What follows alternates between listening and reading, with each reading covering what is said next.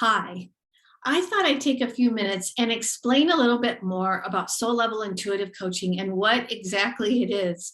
I just have to say, from my own personal experience, it is an amazing process. It has changed my life. I can't believe when I look back, the old Julie from even just a couple years ago to now. It's an amazing, can be intense process, but the universe and your guides are working with you along the whole entire way. And so it is filled with love and support, and it's all for your own growth and involvement. It's amazing. It's absolutely amazing. And here's how it works.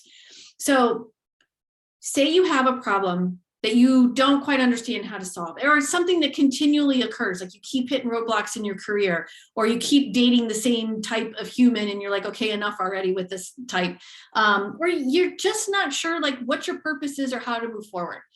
So you come to a soul level intuitive coach like myself, and we connect in with the guides, and we first ask, what negative belief are you working on right now to understand? So here's the negative belief thing. Every human being on this planet is dealing with negative beliefs. It is part of the human experience. Part of the divine having a human experience is to put these negative beliefs on ourselves and then begin to work through them. Not 100% sure why, but it's what we do. So there's 4 negative beliefs that at some point in our life, usually between the ages of 0 and 5, we adopt. So I know it sounds crazy, but it's true. So there's 4 negative beliefs. One is that you don't feel worthy. One is that you don't feel lovable. Another is you don't feel good enough. And then the 4th one is you don't feel safe, secure, and protected. And these can take a lot of different forms. And there may even, be like sub-negative beliefs, if you will, but ultimately there's these 4 negative beliefs that we're all at any given point in time working on. So say you come to me you have a question about, why do you feel like so unsettled in your career? So we'll start out the session, and the guides will take us to identifying what negative belief is actually you're working on, even as it pertains to that question. So what negative belief are you working on? Once they help us settle on the negative belief, then they're going to help us understand at what age that negative belief begin. Typically, it's between the ages of 0 and 5. I've had clients that it started just before they were born, and then other clients that just as they were born, and then clients all the way up to the age of 5. I know one of my negative beliefs started at the age of 2.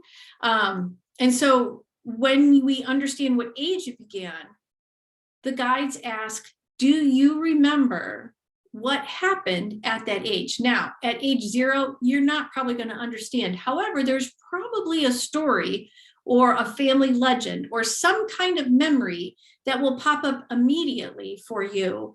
That's the story that the guides want you to focus on. And so once we understand that story or what that age was, again, like for me, it was age 2, they're going to take a look at who was present in forming that memory and subsequent negative beliefs. So for me, for example, for age 2, the not worthy thing, when it started, it was my mom and my dad and my sister were all present. And so the guides help us look at the influencing factors, the energy of those, for me, those 3 people, whoever's involved in your memory or your story.